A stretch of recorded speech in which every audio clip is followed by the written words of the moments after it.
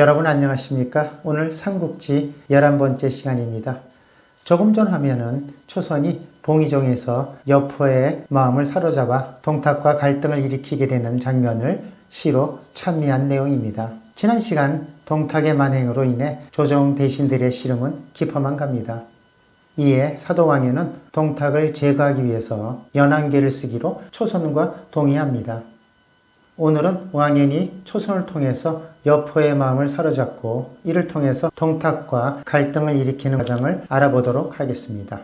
왕연은 솜씨 있는 장인에게 왕관 하나를 만들어 몰래 여포에게 보내줍니다. 여포를 왕연의 집으로 오게 해서 초선과 마주하게 하는 전략입니다.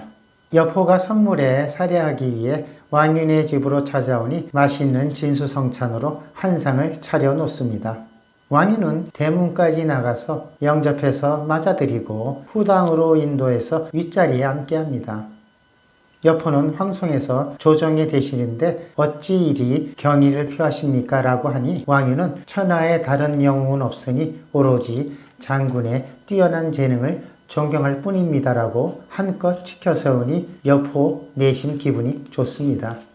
왕윤은 술을 권하면서 동태사와 여포의 덕을 칭찬해 마지 않습니다. 술이 거나하게 취하자 왕윤이 아이를 불러오너라 하고 말하니 아름답게 치장한 초선이 시녀를 따라 들어옵니다. 이제 드디어 본격적인 미인계 작전이 시작됩니다.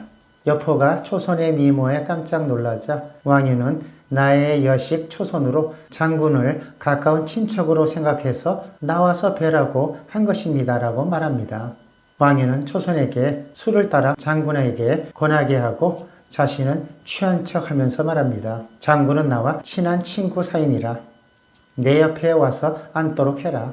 여포는 넋을 잃고 초선의 얼굴을 뚫어지게 쳐다보면서 영거푸 술잔을 들이킵니다. 이때 왕윤이 초선을 가리키며 뜻밖의 말을 합니다. 내가 이 아이를 장차 장군의 집에 첩으로 보낼까 하는데 받아주시겠습니까? 그러자 여포는 취중에 벌떡 일어나 넙죽 절하면서 만일 그렇게 해주신다면 개나 말처럼 어떤 보답도 사양하지 않겠습니다. 라고 말합니다. 여포는 매우 기뻐하면서 계속 초선에게 눈길을 주었고 초선도 은근한 추파의 정을 담아 살짝 쳐다봅니다. 왕윤과 초선은 우선 여포의 마음을 사로잡는 데 성공합니다. 다음 단계의 전략으로 나아가야 합니다. 이제 동탁을 찾아가 초선을 미끼로 해서 여포와 이간하는 연안계를 펼치는 겁니다. 며칠 후 왕윤은 조정에 나아갔다가 마침 여포가 동탁 옆에 없는 것을 보고서 절하면서 말합니다. 내일 누추한 저희 집에서 태사를 모시고 조촐한 주연을 베풀까 하는데 왕님해 주실지 모르겠습니다. 이제 동탁을 불러서 초선을 소개해서 여포와 사이를 갈라놓게 하는 작전입니다. 동탁은 사도가 초청하니 즉각 달려가겠습니다. 라고 말합니다. 다음날 정오에 동탁이 도착하니 왕윤은 붉은색 조복을 입고 나가 2번 절하면서 맞이합니다. 풍악이 울리고 술을 권하면서 공경을 다해 극진하게 대접하니 동탁의 마음이 흡족합니다. 날이 저물고 흥이 달아오르자 동탁을 후원으로 모셔드리니 동탁은 무장병사들은 물러가라고 소리칩니다. 왕윤은 촛불을 밝히면서 교방의 춤과 음악으로는 흥이 부족한 듯하니 저희 집에 가기를 불러내어 즐거움을 잊게 하면 어떻습니까? 라고 제안합니다. 왕윤이 발을 내리게 하니 생황 부는 소리에 초선이 빙글빙글 돌면서 춤을 춥니다. 춤이 끝나자 동탁은 초선을 가까이 오라고 명령하니 초선은 머리를 숙이고 2번 절을 합니다.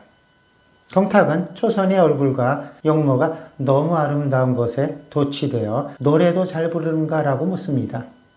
그러자 초선이 박자판을 잡고 부드럽게 한국조를 부르니 동탁은 초선에게 마음이 빼앗겨 버립니다. 왕윤이 금방 눈치를 채고 초선에게 술을 따라 오르리라고 청합니다. 동탁이 선녀와 같구나라고 말하자 왕윤은 이 기회를 놓칠세라 이 아이를 태사에게 바칠까 하는데 받아주실지 모르겠습니다. 라고 말합니다. 여포에게 써먹던 전술을 그대로 사용합니다. 이거 거부할 사내가 있겠습니까? 동탁은 이처럼 은혜를 베풀어 주시니 무엇으로 은덕을 갚아야 될지 모르겠습니다 라고 말하면서 2번, 3번 고맙다는 인사를 합니다. 왕유는 즉시 수레를 준비해서 초선을 먼저 동탁의 집으로 태워보내고 동탁이 작별을 고하니 집까지 따라가 전송하고 돌아옵니다. 동탁의 마음을 사로잡아 초선을 상부로 보내는 계획은 일단 성공합니다. 이제 여포를 어떻게 공략하느냐에 따라 거사의 성패가 달려 있습니다. 왕윤이 상부에서 돌아오는 길에 여포가 말을 타고 달려와서 성난 목소리로 달려듭니다. 사도, 초선을 나에게 주기로 해놓고 이제 태사에게 보냈으니 나를 희롱하는 겁니까? 왕윤은 놀라는 채 하면서 이곳에서 얘기할 것이 못되니 집으로 갑시다 하고 데리고 갑니다. 여러분, 사도 왕윤이 어떻게 여포를 구워 삶을까요? 여포를 바짝 화나게 해서 동탁과 갈등의 각을 세우게 해야 합니다. 왕윤은 그럴듯하게 거짓말을 둘러댑니다. 어제 조정에서 태사를 배웠는데 천자의 일로 상의할 일이 있어서 저희 집에 오시겠다고 해서 작은 연례를 준비해서 맞이하였습니다. 그 자리에서 태사께서 자네가 초선이라는 딸을 아들인 봉선에게 주기로 했는데 직접 만나보러 왔으니 불러내오시오라고 분부합니다. 그래서 제가 감히 거역하지 못하고 시아버님을 뵙도록 했더니 태사께서 내가 이 아이를 데리고 가서 봉선과 짝을 지어주겠소 라고 하시었어. 태사께서 직접 왕림하셔서 말씀하시는데 제가 어찌 거절할 수가 있겠습니까?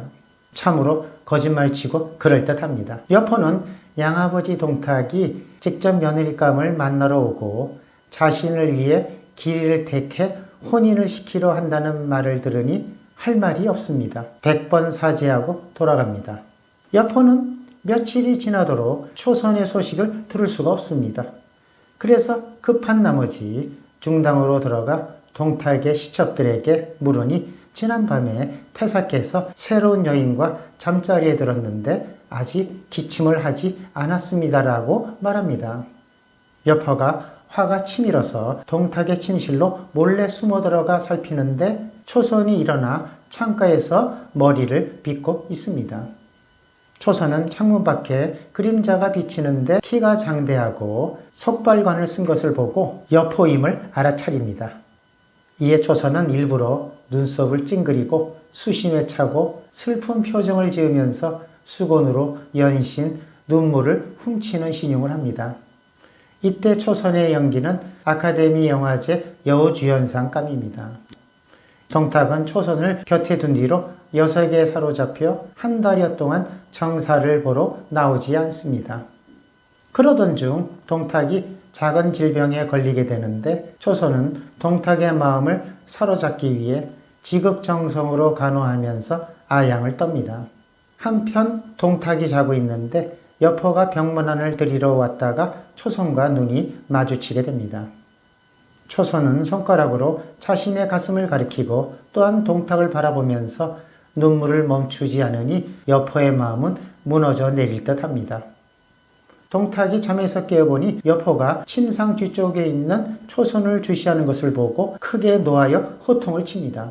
네가 감히 내 애첩을 희롱하느냐 하고 좌우를 불러 쫓아내게 하고 다시는 중당으로 들어오지 못하게 합니다. 여포는 화가 치밀어 올라 돌아가다가 동탁의 신복인 이유를 만나게 됩니다. 이유는 여포의 하소연을 듣고 급히 동탁을 만나서 말합니다. 태사께서 천하를 취하고자 하시면서 어찌하여 작은 허물로 온우를 책망하십니까? 행여 그의 마음이 변한다면 태사는 그르치게 될 것입니다. 내일 아침 불러들여 금과 비단을 하사하고 좋은 말로 위로하면 아무 일이 없게 될 것입니다. 여러분, 지금 여포가 초선으로 인해 제정신이 아닌데 황금과 비단 준다고 마음이 진정될까요?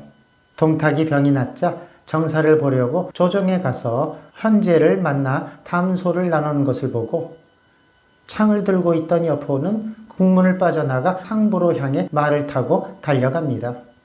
여포는 창을 들고 후원으로 들어가 봉의정 난간 아래서 초선을 기다립니다. 초선은 여포를 보자 품에 안겨 눈물을 흘리면서 애원을 합니다. 아버님이 저를 장군의 첩으로 보내겠다는 말씀을 듣고 평생의 소원이 이루어졌다고 생각했는데 태사께서 이처럼 불량한 마음을 가지고 계실지 누가 알았겠습니까? 태사께서 저를 데려다가 몸을 탐하고 더럽혔으니 즉시 죽지 못한 것이 한이 됩니다. 다만 장군과 한번 결별을 하지 못했기에 치욕을 참으며 목숨을 부지하고 있습니다. 이미 몸이 더럽혀져 장군을 다시 섬길 수 없으니 장군님 앞에서 죽어 첩의 뜻을 밝히고자 합니다. 하고 난간을 잡고 올라가 연못 안으로 뛰어들려고 합니다. 참으로 대단한 연기력입니다. 이쯤 되면 여우주연상 이관왕은 문제없습니다. 대장금의 이영애도 울고 갈 연기력입니다. 여포는 초선을 황급히 껴안으면서 말합니다. 내가 금생에서 그대를 아내로 삼지 못하면 영웅이라 하지 않겠소. 지금 잠깐 틈을 내어 찾아온 것이니 늙은 도적의 의심을 받게 될지 모르니 속히 돌아가 봐야 되겠소. 여포가 의심을 받을까봐 급히 떠나려고 하자 초선은 여포의 옷자락을 잡아당기며 말합니다.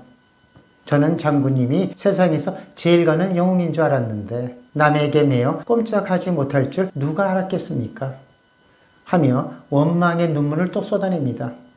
여포는 부끄러워 얼굴이 붉어지면서 돌아서서 가려다가 창을 다시 난간에 세워놓고 초선을 끌어안고 차마 떨어지지를 못합니다.